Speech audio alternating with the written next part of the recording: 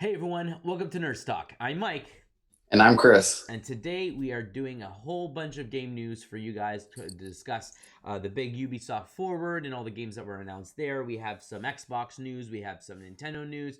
But first, before we get into all that, we did unfortunately have one of us absent last week for our recap on the Nintendo Direct, and of course, for our fans, we definitely wanted to get Chris's thoughts. So, before we jump into this week's news, we just wanted to say, hey Chris, how you been? How you doing? And what are your thoughts on all the crazy Nintendo news on that Mario 35th anniversary direct? Awesome. I thought it was quite the drop. I'm really excited for the three game pack. I was a huge fan of Mario 64. Like I played that thing like no tomorrow. So really looking forward to picking up that three pack series. I think it's such a great, having Mario Galaxy and all those things. My son's really excited for that as well. So that's something that I think we'll definitely pick up. Um, I thought it was great having a bunch of announcements for Mario's anniversary. What I really found interesting was the Mario Kart, the virtual reality aspect of it. You have your remote control car, which is already cool. That's Mario and Luigi, and then you have this setup that you can change. You can make any course you want in the living space that you have, or the place that you want to put them in. So it's really interesting to see. Each race can be different. You can, really be creative. You can map it out by driving, which I thought was cool as well. And I have a feeling if this goes well, that it might, roll out into future games. And even maybe they came out with a Lego series that is kind of interactive with itself, but maybe they'll, interact some Lego sets that have a chip in it that, connect to your Switch, and then you can make your Lego set part of a game or something like that. So I'm sure the sky's the limit for them, but this is like the next kind of level, and they're the first ones that kind of go into the VR and like real life space toys or cars or whatever it may be, and mix them together in that kind of way. I know there's been like Disney Infinity and Lego Dimensions and stuff like that, where they have the figures that interact that way as well. But this one, you're actually racing the car as you're in the game, like because it has a camera on the car, so it's actually integrated in the game where you're controlling it instead of just placing the figure onto a pad and playing the figure that way. So this is the next level that Nintendo is ahead of the game on, which is nice. Absolutely, I completely agree, and the possibilities, like you said, are endless for the kind of tracks you want to set up. You can, if you set up ramps on your stairs, you can have it going up and down floors. Like there's so Yeah. many really cool things that you could potentially do. I don't know if there's a limit on how long your track can be, as long as you have the four checkpoints. I'm assuming it works, but I don't know. But yeah, it's something I definitely want to dive into. I wasn't too happy to learn about the pricing for it. Yeah, I think that was it's a a little little disappointing. steep, especially considering that if you want to buy a second racer, you have to buy the whole package again, which kind of seems redundant.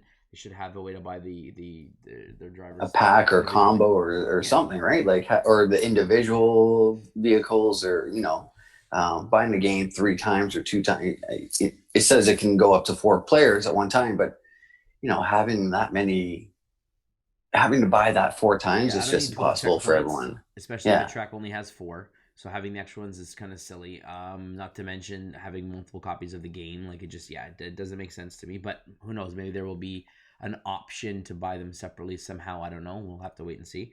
But a Now lot I of do people. some. Go ahead. Sorry, I do see some issues with the cardboard checkpoints. Two cars trying to go in and it's not enough room.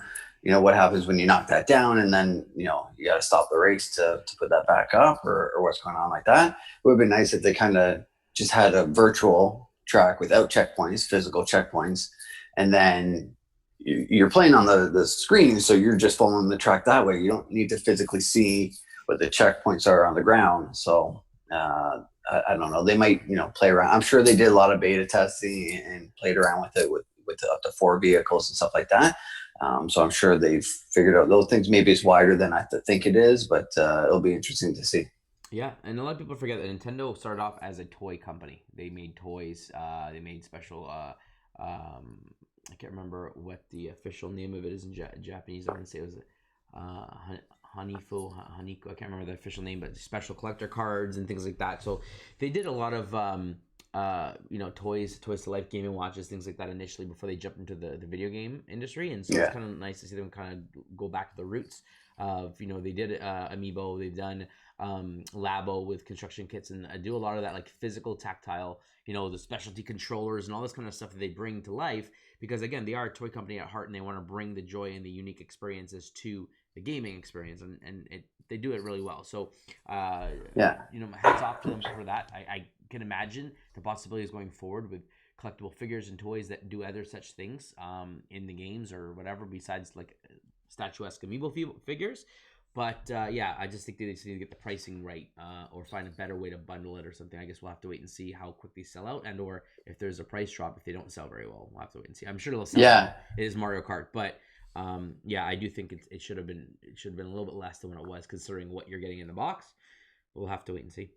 Yeah, but Nintendo's always been, kind of first. They were really into the exercise things, so having the Wii Resort, the Wii, exercise discs for the Nintendo Wii, and then having that motion thing, trying to get kids active and stuff like that. So, and then having the construction labo stuff and things like that. So they're always trying to be, the next level. How to interact, how to keep you engaged and interested in them. So very cool. Absolutely. So yeah, so I mean that's awesome. So I mean that was your highlight moment, right? Definitely, 100%. Awesome. So let's pivot. The fans got a little bit to hear what you were most interested in, and let's pivot to kind of like the more current news of this past week. So the big one was Ubisoft Forward. I said let's jump into that first and foremost and get through that, and then we can tail end with the other kind of surprise news that kind of came up this week as well.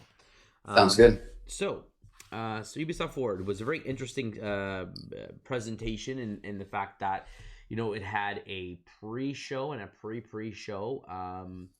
The pre-show is basically them playing Brawlhalla with some matches online, and again advertising that game with characters like Lara Croft and Rayman and other Ubisoft characters in there. I shouldn't say Ubisoft characters. Lara Croft is part of Square Crystal Dynamics now, but having that team that developed it and them showcasing it was great, but it wasn't something that needed to be part of their presentation. That could have just been a separate stream on some other day. When they got to the pre-show, they wanted the pre-show to focus on already existing games and kind of like updates to them, new expansions, passes, season passes, DLC, all that kind of stuff. And oddly enough, the pre-show had a lot more announcements or updates in that half an hour than the actual full hour plus show. Yeah. Now the hour plus show did dive a little deeper on the announcements, and they did have some new game announcements that were unexpected. But with that being said, the pre-show did have a lot of information. So let me just run through it really quickly here, and then we can discuss any of it if any of that looks interesting to you. So they opened it up with Just Dance. It's a huge game that still sells. They still make copies on the Wii. It's crazy. It does. Yeah.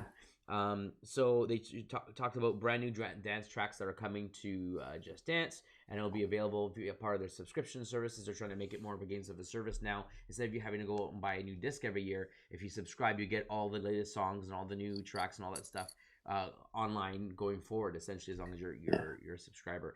But they did also announce the Just Dance 2021 game that comes out this year, and again showcase some of the tracks that'll be in there. Then they moved ahead to some VR projects, which I was really excited for, because I think VR has a lot of potential. And when you have big developers kind of getting behind it and putting like AAA titles behind these VR experiences, it helps sell it more, and hopefully we get exclusive AAA experiences that you can only experience in VR. And that's what I'm hoping for, more of those kind of things. So there's a lot coming. Like even like Hitman, they announced that a lot of the Star Wars games, including the new Star Wars. Like there's a lot of VR, either out there now or being announced for 2021, which is very, very cool. So they jumped into Far Cry VR. It looks like it's based off Far Cry 3 because the villain's there. It looks like the same setting, but it's 100% in VR.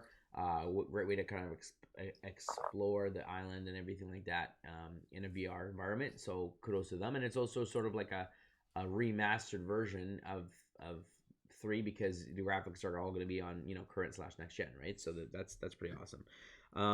Then they jumped in some cool VR experience called Notre Dame du Paris, or basically Notre Dame in Paris. And because of the unfortunate bombing and destruction that had happened in Paris, the Ubisoft was the only one who had the closest, most accurate documentation of the building in its original form. In fact, they were providing a lot of this footage and this material to people to restore and rebuild the building. But in the meantime, they had it in their Assassin's Creed Unity game, and they decided to kind of go and take that to another step further and make a full VR experience of the Notre Dame Cathedral, and having you be able to go through the whole building in VR, fly around it, hot air balloon around it, using all of the textures, all the mapping, all of the dynamics that they got from Assassin's Creed, and then went a step further by adding some NPCs in there you can interact with, and having music play that's like famous in that time period and stuff like that. So just kind of gives you this ambiance of actually being there, and I thought that was hats off to them. And the other really cool news is that it's free. They're not charging. That's right. It's exclusive on Oculus and on Yeah. Steam for VR. So if you've got a HTC Vive or you've got an Oculus Quest or Oculus Rift, you can experience it. Unfortunately, it's not available on PSVR. I'm sure it will come eventually, but right now it's free on those platforms. So if you've got a VR set, I highly recommend you jump into it. It doesn't cost you a thing. Good on them. Again, Oh, 100%. Like to have this, information, they took the pictures, they took the 3D scans, they did all this work, and they just want to give something a little bit back to, everyone that, may not have experienced it in the past, or we're going to, and it's a great way to, especially during what's going on right now with the pandemic, to try and, do a little bit of traveling, even though you can't really go anywhere, just, get that feeling that you're going around on a hot air balloon around it and seeing these beautiful sights and structures. So hats off, like you said, and to make it free, just first class. Absolutely. Then they jumped into AGOS, which stands for A Game of Space, which launches October 28th. Again, completely in VR, and you're basically exploring a space station and space game, where it looks like both inside and outside of a satellite, some space travel, a whole bunch of stuff, right? And that is 100% VR, coming out this year. It looks pretty cool for a nice space style game. Again, Yeah, something a little different, right? And getting that, a lot of people dream of becoming an astronaut or whatever. So having that ability to experience it through VR is pretty cool, and will catch a few eyes, I'm sure. Absolutely. Then they kind of jumped into a lot of the indie developers and things that they've worked on and stuff like that. Like one indie developer who's working on like Rayman and different projects that the indie teams are kind of known for. And then they showcase this game called Karma, which it is going to be coming out on 2021, so next year. It's basically an online multiplayer game, very similar to an experience like Journey, where you kind of go out playing, and then other real world players kind of just show up in your game, and you can kind of work together and play together. But this game actually is,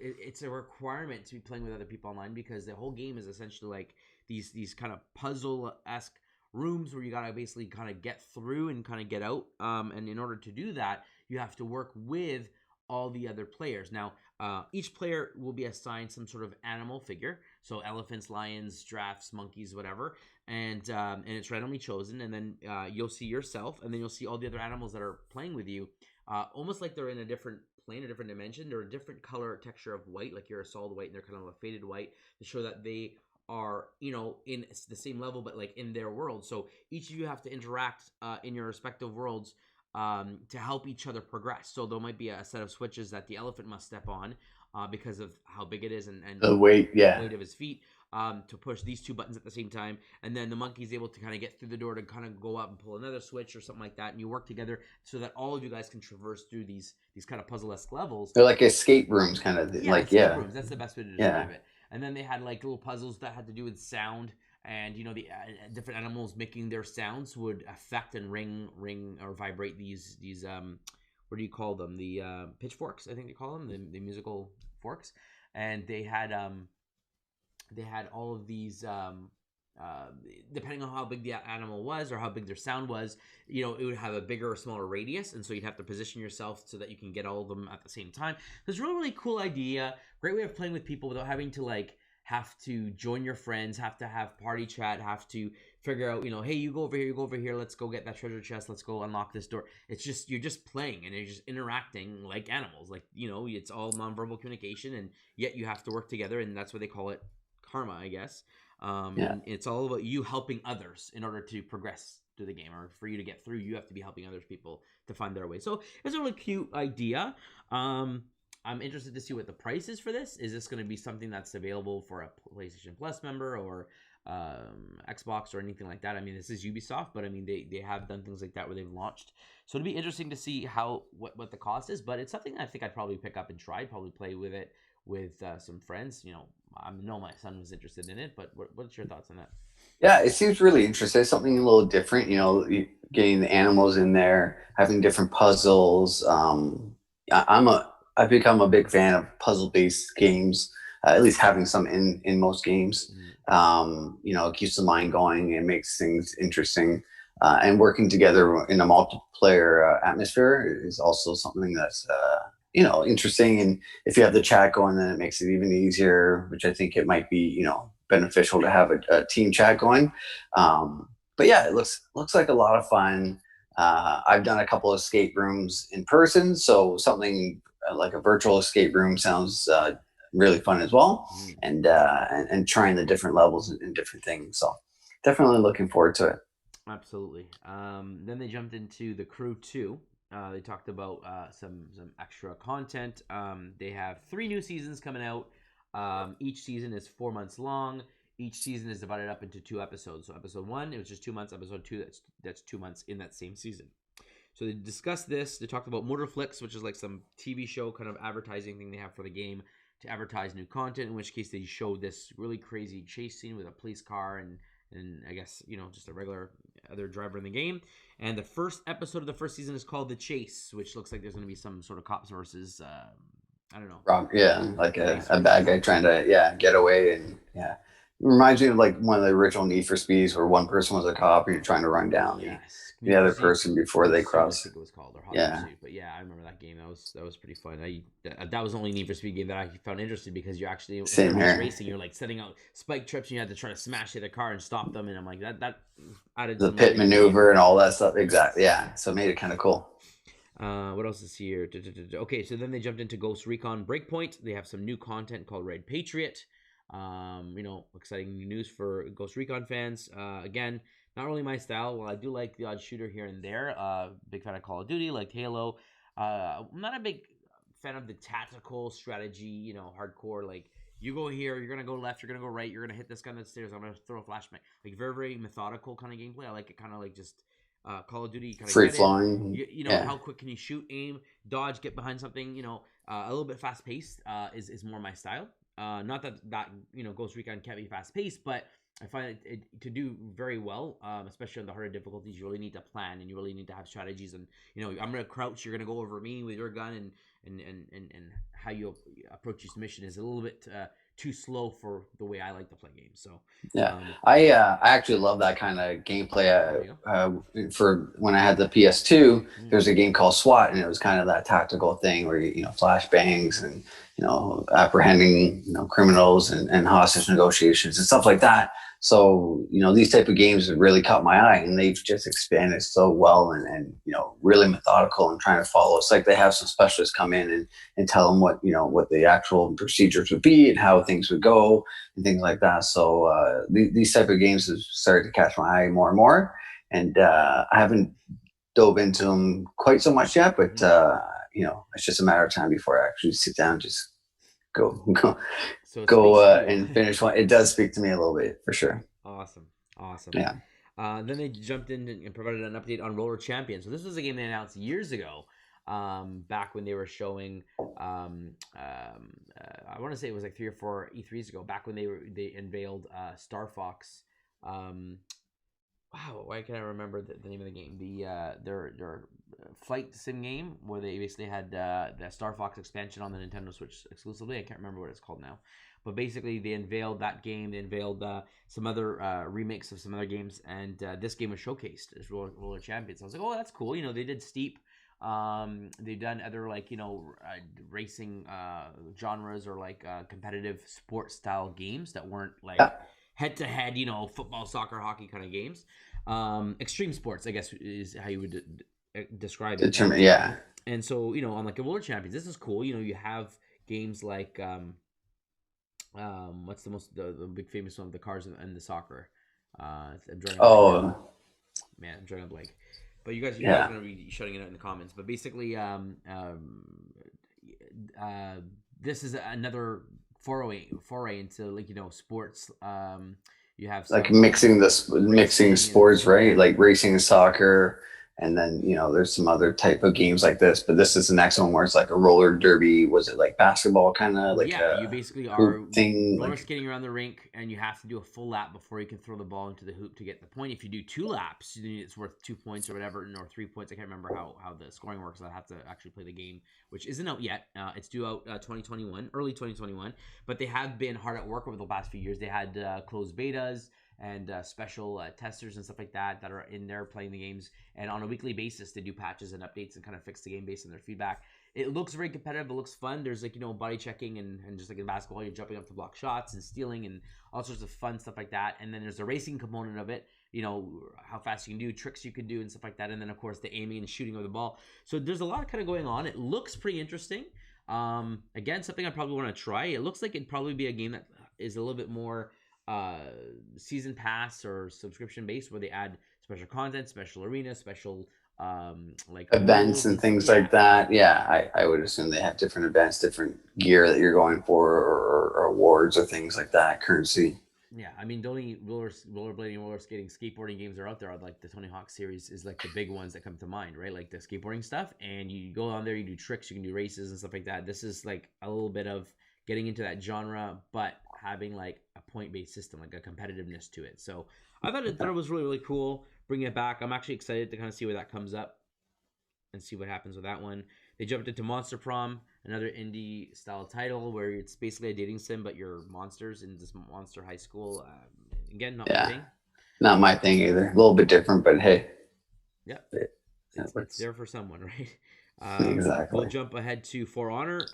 They have a new season called Resistance, with some new characters and stuff like that. So that's great. More stuff for the For Honor people, and then Division Two again. New content for Division Two is coming, and Yeah, it's expected. That's their huge loot shooter style game. So it's great that they're doing well there. They had a little bit of an advertisement for Hyperscape. But other than that, that was the majority of the pre-show.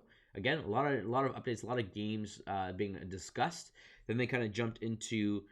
They did say, "Oh, stay tuned to after the show. We'll dive into two unreleased games, like deep dives, and kind of show you a little bit more about the game, what it's about."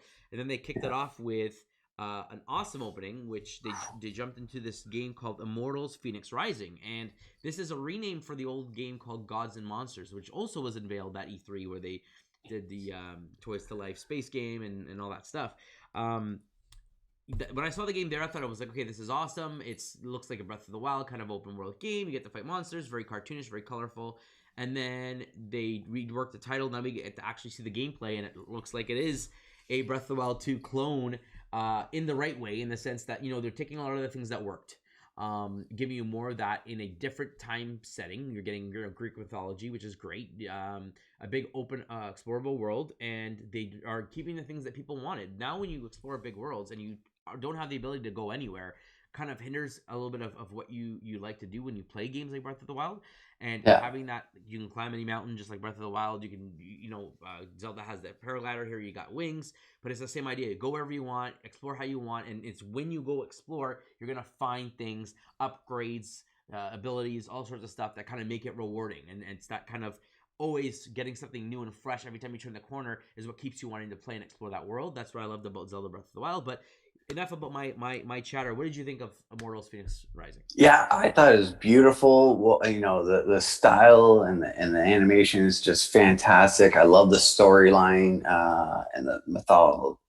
Greek gods and mythology. So it really catches my attention with that.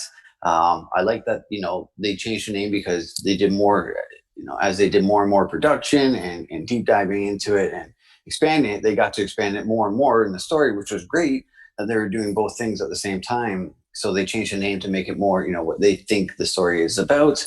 And just, having the narration by, Zeus and Prometheus, yeah. Prometheus. It's just that kind of different kind of thing. They say that they want to have a little bit of comedy, like a little bit of light comedy and stuff like that, just to keep it interesting and make you laugh or chuckle or it's good to be lighthearted in these battling games and fighting games. The mechanics look very cool. Um, so I'm very interested. I like that you can climb, you can fly, you can choose different weapons, you can get different abilities from different gods and goddesses. So and then your bosses are again Greek mythology gods and goddesses as well. So very cool that way.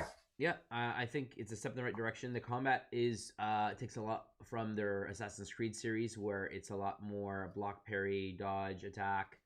You have stamina meters, you have special abilities, and you have kind of strategy and how you kind of get in, do damage, get out, stagger the guy, when to dodge, when to attack.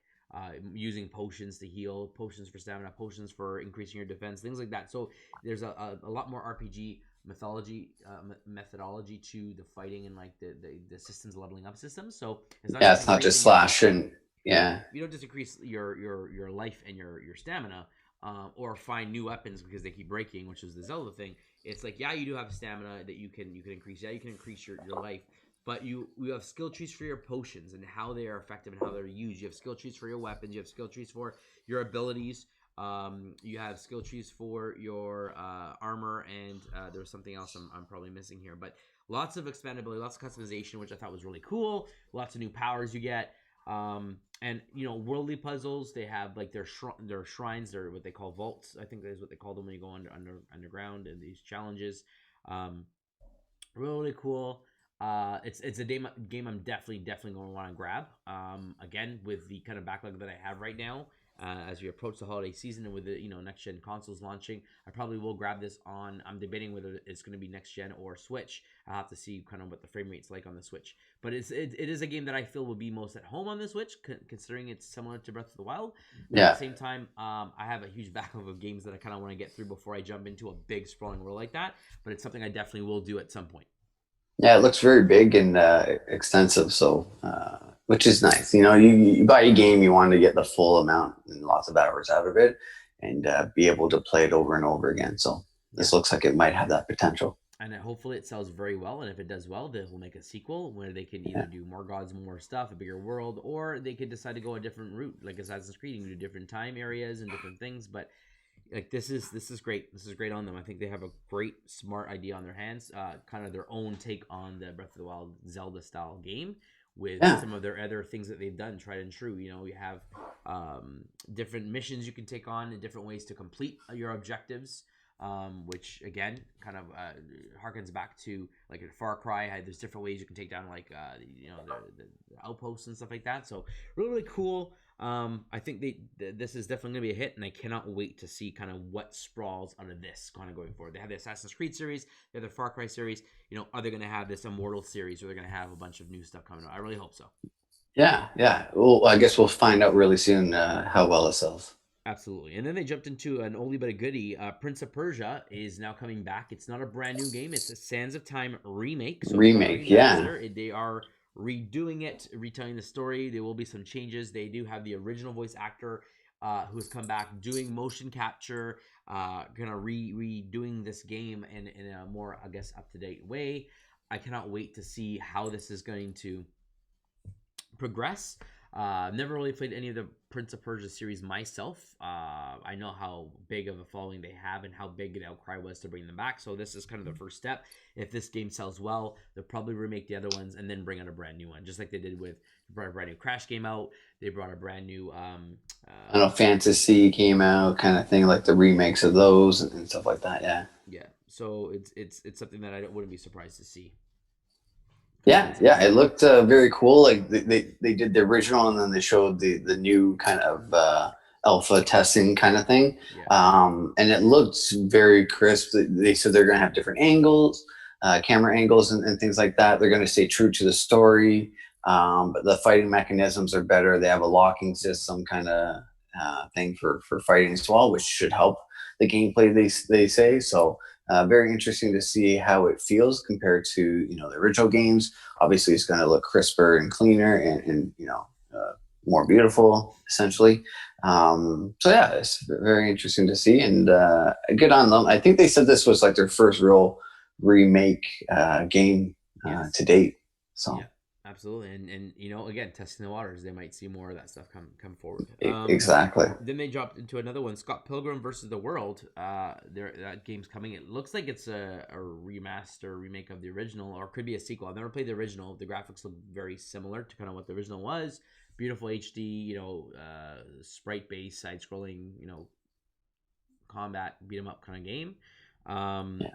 yeah, this has a big following. A lot of people were shocked and didn't expect this coming, and so it's back. It's Yeah, great. it was like yeah, it was definitely quiet. No one really knew it was in development, or no rumors came out about it. Mm-hmm. And after the movie, there's a bigger following. Those that didn't know that it was a game or anything. So now they get to play it and have that experience. Absolutely. Then they jumped into more Watch Dogs. That's which is coming out this year. I don't remember if it's October or if it's this month in September. But Watch Dogs is coming out, and so they showcase more of that. A game again. It seemed like the same trailer over. You know, here Yeah, we are just in different London. You know, characters. the bad Yeah, guys you are can do rolling through this guy town. or this guy. You can use this move. They're specialized in this and that. Yeah, more of the It's same. more of the same. Exactly. Yeah, I mean the big announcement was there's a new playable character that will be available. Aiden Pierce, the original protagonist from the first Watch Dogs game, is back. He will have his own story that will be part of not just him being playable in the game, but like have his own unique story missions and stuff like that that kind of add to the whole world and stuff like that, and why he's in London and stuff. So that's pretty cool. I believe it's part of a season's pass, so it's not something that's just free from day one. But for Yeah. those who really love the original Watch Dogs and probably the second one, to kind of have more of like the original character in there and kind of follow this story through this trilogy See now, what happened to him after. Yeah, exactly. kind of see Yeah. where it goes. So that's pretty cool. It's awesome for them. And then the last thing was a brand new IP called Riders Republic, which was basically a huge, again, instead of going in the winter extreme sports, it was the summer, like the downhill biking and cross country and mountain biking, and they had like jet packs and Jetpack. you know, Yeah. flying and basically anything to kind of get you. It's all about like extreme getting from point A to point B, on whichever way you want to do it. And you know, it looks like an online massive multiplayer kind of experience, but you can still, it looks like you can still kind of play by yourself, do tricks and stuff, and kind of have leaderboards and stuff. It looks like it could be fun. It looks like it could be a lot of laughs. But yeah, they I guess they like playing in that space. There isn't a lot of people that are jumping in there other than like the completely like racing competitive scene. So Yeah. them having Steep, now they're doing this Riders Republic and kind of doing more of that stuff. It must sell well for them. They're kind of keeping refreshing it in new ways, and I think that's great for those who are into that kind of stuff. Exactly. There's a lot of people that like doing those adventure sports kind of things. Mm, So to play that at home when they're not actually outdoors is still one of their hobbies and interests. So playing a game of that caliber is fun for them. So good on them. I mean, like you said, there's not many people that make those kind of games. So when they are available, a lot of people that love that stuff or will clamor for it and grab it as soon as they can and play it. yeah, absolutely. So I mean, that was the Ubisoft Direct as a Ubisoft Forward as a whole. Yeah. The biggest news items for me was the Phoenix Uprising. If you haven't Oh, that was checked it out, huge. That was so cool. yeah, I like the Roller Champions information, and I was excited for the fans of Prince of Persia and Scott Pilgrim. I thought that was cool that they're bringing that Yes. back, and hopefully, they work out a deal with Warner Brothers and are able to make another Ubisoft game or Ubisoft Ninja Turtles game, or let's give the that IP to the big boys at like Rocksteady as their next foray and let them do a multiplayer Ninja Turtle game would be phenomenal. But I mean, they yeah, do so well with those Batman, like those kind of games and stuff like that. yeah. So, But Ninja Turtles, I want to see more Ninja Turtles. That's what I'm looking for. yes, Someone to come out and say it's coming. You know? I'm so surprised that they haven't done like an old school original Ninja Turtles type style game, like where they're more dark and gritty and make it more adult instead of these kiddie, missing teeth, smash them up kind of things. Like have puzzles, have, missions, all those kind of things. Uh, an open world would be cool as well, like Exactly. the Arkham Asylums type thing. Yeah, I completely agree. Sorry, I'm just pulling up the information for our next big news segment. So, I mean, was there anything else that you wanted to discuss from the Ubisoft Forward? Any of the games announcements, any of that stuff? Are you good to go? No, that was it. We covered it. I was really excited for the Prince of Persia and the Rise of Phoenix. So yeah, Awesome. very So cool. the next big crazy news that came out this week was Xbox had come out and officially, well, I guess the video for the Series X, Series S, kind of leaked somehow earlier than they wanted it to. I think they wanted it to show next This week. coming week, right? Yeah, Yeah. but it kind of came out, and so to get ahead of it, they just threw out a tweet the next day with, "Here's the tweet you're waiting for. Xbox Series X, here's the price. Xbox Series S, here's the price. Here's the release date. Like, thank you very much. Have a nice day," kind of thing. Oh yeah, pre-orders are open on September 22nd. So, just to run through that, Series X, the big brother, the big main Xbox that has got the Blu-ray drive. It's got all the bells and whistles, 1 terabyte, SSD drive, all the kind of stuff that you're looking for. The big horsepower is launching at $499 US. And then the Series S, the smaller version, which boasts to still have DirectX ray tracing. It's still going to have instant loading and game switching and all that kind of stuff. It's going to have half the capacity at 512 gigs of storage versus a terabyte. Still SSD, and it's going to be all digital, so it will not have a Blu-ray drive. In addition, the max resolution that they're talking about is 1440p at 120 frames per second. But more than realistically, it's probably going to be closer to 60 frames per second, and maybe upscaling or upresing to 4K, depending on what the graphics card, which is a downgraded graphics card, can do in comparison to the original. But trying to keep it as close to the Big Brother as possible to give you that next gen experience at a budget price. The price on this particular model was $299 US. So that's the Switch price point. I thought that was great that they have one that you So can get smart. Get Game Pass, get the Xbox, play all the next gen games available. You don't have to worry about buying discs because they'll just come to the service and it's gonna play it super fast, and away you go. You don't have to worry about anything else. So This shows that they really want them on the interface. Like they're really pumping that more than their hardware. They're just saying, get on with us, get comfortable, enjoy our our stuff, and then when the time is right, either get the Big Brother or just keep playing on this bad boy that will keep you going. now, have you seen an image of the S? Have you had a chance to take a look at it? No, I haven't. I haven't seen an actual image of it. I've heard a bit about the image. It's unfortunate. So I mean, it's white, which is what the rumors were when the white controller emerged, and they were saying this is the Series S controller. It's going to be all white, yada yada yada. So we're excited for that. Series S is a white console, but it does have a big black circle right on the top of it, which is the exhaust port for the fan. But it just makes it look like a speaker, like an old school, like walkie-talkie style speaker, where you have this big, very small. It's actually 60% smaller than the Series X, but white box with this big black circle, and it just looks like a speaker. So I thought it was really weird looking. They should have just made it all white and had the Xbox, the black one has the black venting on the top, and the white one has a white venting on top, and should have just left it like that. But they made it black for whatever reason. Maybe just so if you're using the black controllers, it still kind of matches or I mean, I guess the opposite's not really true with the all black console if you're using a white controller. But again, it doesn't matter, right? Once that thing's in your living room entertainment center, you're not really going to notice it as much unless you have it out in front and prominent, right? But I mean, for me, if it was all white, I think it would be a beautiful looking console. The black on white just looks a little odd. It just, especially the size of that exhaust port is so big, it just really stands out. But other than that, I thought it was really good price point, a really great option for next gen. That is really going to undercut Sony. I don't think Sony's all digital edition will even come close to that price point, because all they're doing is dropping the Blu-ray drive. The specs are the same on both versions, so you're getting the same size capacity, you're getting the same size specs and CPU memory. All that's the same across. So you're getting a PlayStation game. It's not going to be running a little bit worse on one version than the other. It's the exact same experience, which is great.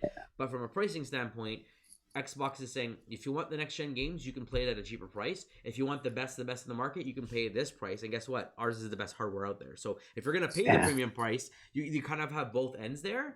You have a price point that's competitive with a Switch that gives you way better specs. You have a price point that's going to be comparison to Sony that's going to give you better specs, but I guess similar visuals, because when you're developing a game, especially from, like, let's say Ubisoft, that's right. A third party's going to have consoles, right? So it's not going to be completely different from one to the other, but at the same time, for those exclusives, you're going to get a better experience on the Xbox overall from a hardware standpoint than the Sony.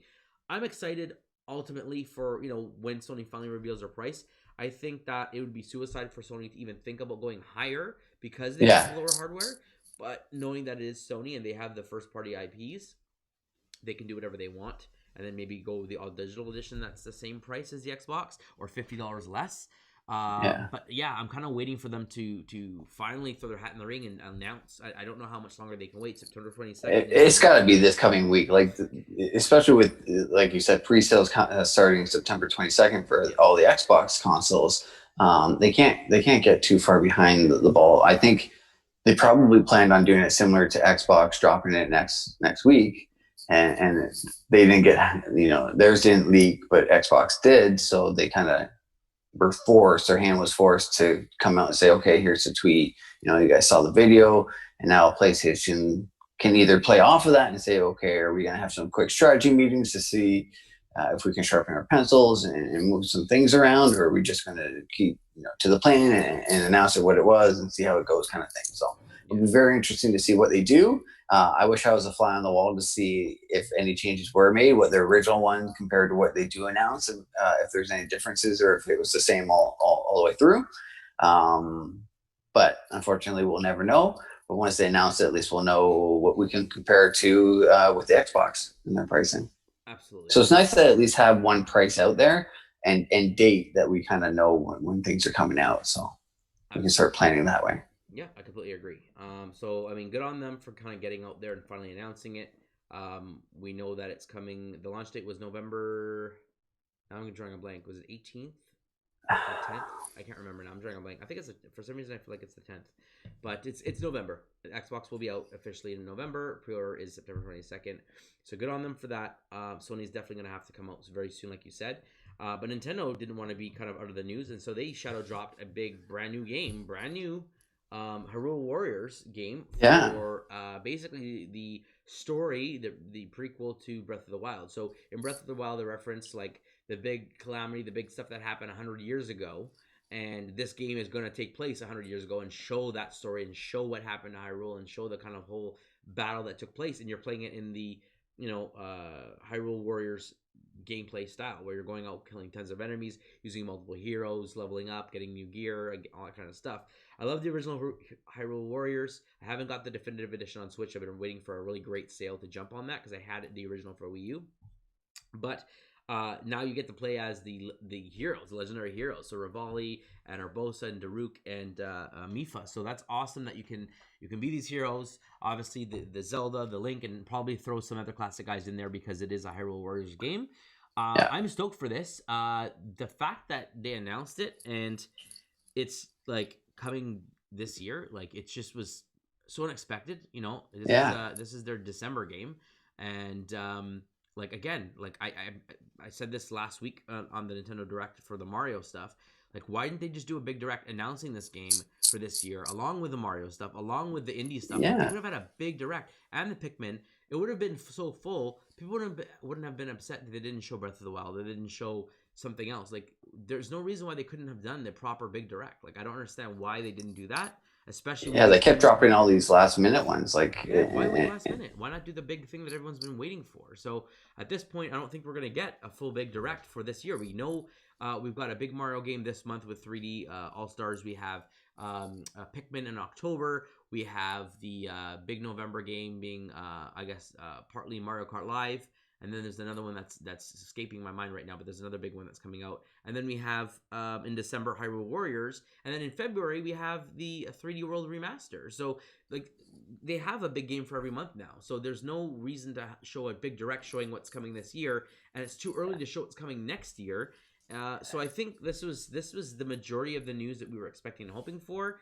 I think next year will be the 35th anniversary. Not expecting it. It will be the 35th anniversary of Zelda, and I think that'll be the kind of big direct that we're waiting for. We'll explode with Zelda information come early next year and start the year off with a bang, and then hopefully, the majority of this pandemic will be over and they can move on to like big directs and then, all these announcements and all the kind of stuff kind of pick back up again. But I don't know, what are your thoughts on the way that they announced this game and kind of what you feel is kind of on the books for Nintendo at this point? Yeah, it's so weird that they keep doing these small last minute directs and videos instead of making one big one collective together and just pumping all the information out.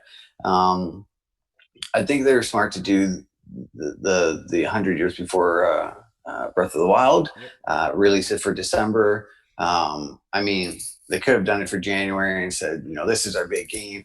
It's the 35th anniversary, and to celebrate it, we're releasing this on the year of the 35th anniversary. But December is really close to that anyway, so you get to start the new year playing this game and getting deep into it. So that does make sense either way. So I'm fine with that. But yeah, I find it very bizarre that they kind of did these small pieces, and some were just like quick trailers and stuff like that, and not really announced or full directs or anything like that. So kind of weird, but I'm happy that they started announcing games, especially with Christmas coming around about 3 months away.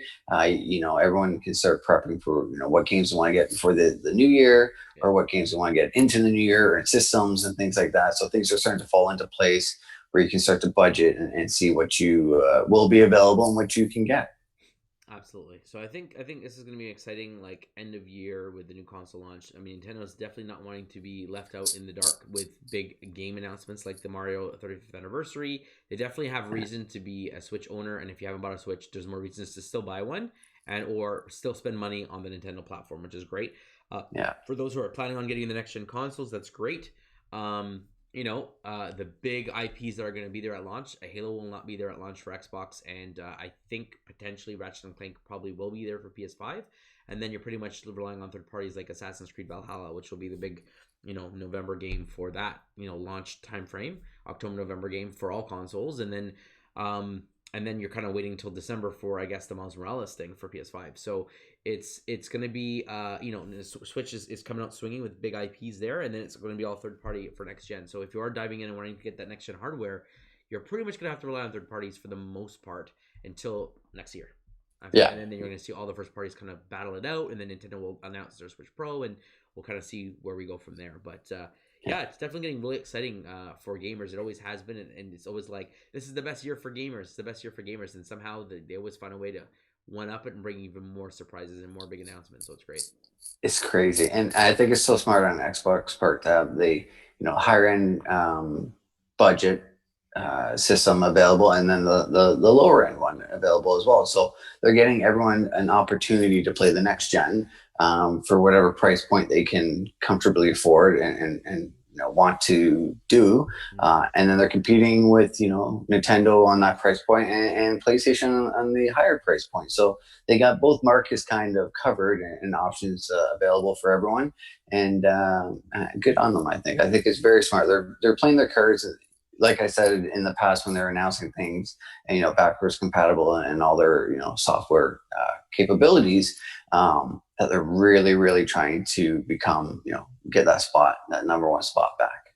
Absolutely. So I mean, that's pretty much the game news for this week. Lots of stuff coming out, lots of announcements, and we're expecting more to come this coming week. Hopefully PlayStation, they have to, Sony has to be announcing something very soon, because time's coming up. It's not far before the pre-orders for Xbox, and they don't want to be that far behind. Yeah, and then Cyberpunk is due out this year too, right?